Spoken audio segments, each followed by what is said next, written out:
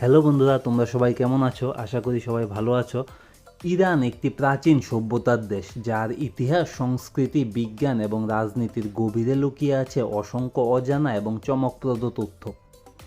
বর্তমান বিশ্বের মানচিত্রে ইরানকে আমরা একটি মধ্যপ্রাচ্যের শক্তিশালী রাষ্ট্র হিসাবে দেখি, কিন্তু এই দেশের শিকড় বিস্তৃত হয়েছে হাজার হাজার বছর আগে।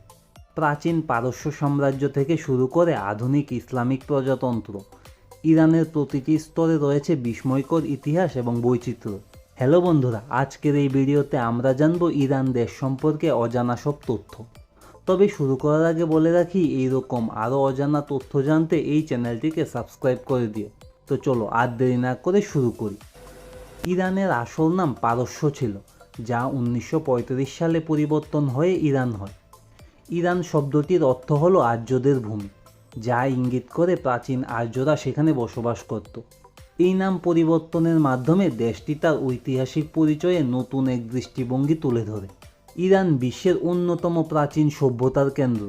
এখানে খ্রিস্টপূর্ব 550 সালে আচেমেনিড সাম্রাজ্য প্রতিষ্ঠিত হয়, যা ছিল বিশ্বের প্রথম বৃহৎ সাম্রাজ্যগুলোর একটি। এই সাম্রাজ্যের প্রতিষ্ঠাতা সাইরাস দ্য গ্রেট মানবাধিকারের প্রথম ঘোষণাপত্র হিসেবে বিবেচিত সাইরাস সিলিন্ডার তৈরি করেছিলেন, যা আজও ইতিহাসে বিশেষ স্থান দখল করে আছে। ইরানের আরেকটি চমৎকার দিক হলো এর ভাষা ও সাহিত্য। এখানকার প্রধান ভাষা হলো পার্সিয়ান ল্যাঙ্গুয়েজ, যা হাজার বছরেরও পুরনো এবং এখনও ব্যবহৃত হয়। এই ভাষায় রচিত সাহিত্য বিশ্ব সাহিত্যে গুরুত্বপূর্ণ স্থান দখল করে আছে। ভৌগোলিক দিক থেকেও ইরান অত্যন্ত বৈচিত্র্যময়। এখানে যেমন একদিকে মরুভূমি রয়েছে, তেমনি অন্যদিকে রয়েছে বরফে ঢাকা পাহাড়। দেশের উত্তরাংশে অবস্থিত আলবৌজ পর্বতমালা এবং এর মধ্যে অবস্থিত সর্বোচ্চ শৃঙ্গ হল মাউন্ট দামাবান্দ, যা একটি সুপ্ত আগ্নেয়গিরি। অন্যদিকে দক্ষিণে রয়েছে বিশাল পার্সিয়ান গালফ, যা তেল সম্পদের জন্য বিশ্ববিখ্যাত। ইরানের একটি অজানা কিন্তু গুরুত্বপূর্ণ দিক হল এর ভূগর্ভস্থ জল সরবরাহ ব্যবস্থা, যা কানাত নামে পরিচিত। এই প্রাচীন প্রযুক্তি হাজার বছর আগে তৈরি হয়েছিল এবং এখনও কিছু অঞ্চলে ব্যবহৃত হয়। এই কানাত পদ্ধতিতে ইরানের পাহাড়ি এলাকা থেকে জল সংগ্রহ করে তা মাটির নিচ দিয়ে শহর বা গ্রামে পৌঁছে দেওয়া হয়, যা প্রকৌশলের এক অসাধারণ উদাহরণ।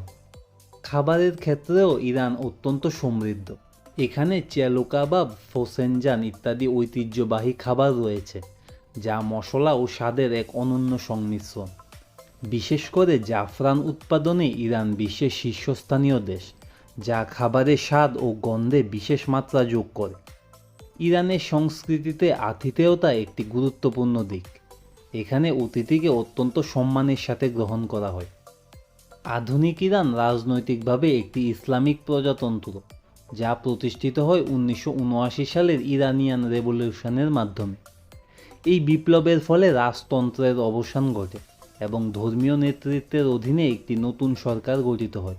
এই রাজনৈতিক পরিবর্তন শুধু ইরান নয়, গোটা মধ্যপ্রাচ্যের রাজনীতিতে গভীর প্রভাব ফেলেছে। বর্তমানে ইরানে শিক্ষা ও বিজ্ঞানেও উল্লেখযোগ্য অগ্রগতি হয়েছে। বিশেষ করে গণিত, পদার্থবিজ্ঞান এবং চিকিৎসা বিজ্ঞানে ইরানের গবেষকরা আন্তর্জাতিকভাবে স্বীকৃত।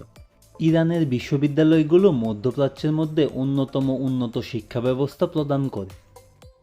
ইরান সিনেমা জগতেও অত্যন্ত শক্তিশালী। ইরানি চলচ্চিত্র আন্তর্জাতিক চলচ্চিত্র উৎসবে নিয়মিত পুরস্কার পায়। পর্যটনের ক্ষেত্রেও ইরানের এক উল্লেখযোগ্য নাম রয়েছে। সেখানে প্রাচীন স্থাপত্য, মসজিদ এবং বাগান পর্যটকদের খুবই মুগ্ধ করে। সবশেষে বলা যায়, ইরান একটি বৈপরীত্যের দেশ। একদিকে প্রাচীন ঐতিহ্য, অন্যদিকে আধুনিকতা। একদিকে ধর্মীয় শাসন, অন্যদিকে বৈজ্ঞানিক অগ্রগতি। এই দেশের প্রতিটি কোণে লুকিয়ে আছে ইতিহাসের গল্প, সংস্কৃতির রং এবং মানুষের উষ্ণতা।